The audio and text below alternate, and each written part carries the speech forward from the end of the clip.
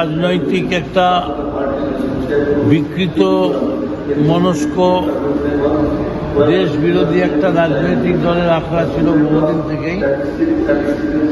ওরা স্লোগান দিত ভুলতে পারি বাবার নাম ভুলবো না গো ভিয়েতনাম, নিজের বাবার নাম ভুলে যাবে ভিয়েতনাম ভুলবে না, এইসব কথাবার্তা।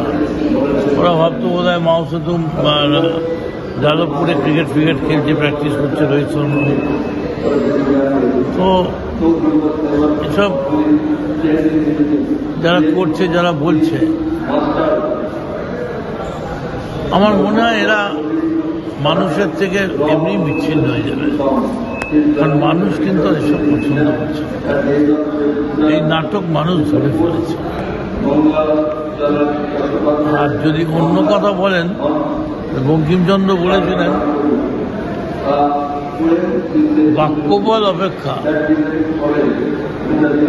বাহুবল সর্বাংশে শ্রেষ্ঠ।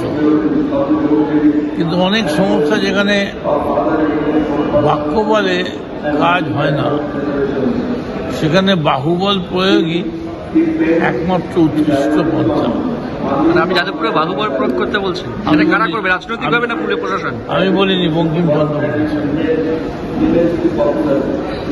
আপনি কি এটাই চান, এই দাবাইটাই চাইছেন? বঙ্কিমচন্দ্রের দাবাই চাইছেন? দাবাই তো দেওয়ার দরকার পড়বে না। দাবাইয়ের ওষুধগুলো বার করলে, প্যাকেটগুলো বার করলে এমনি সব চলে যাবে।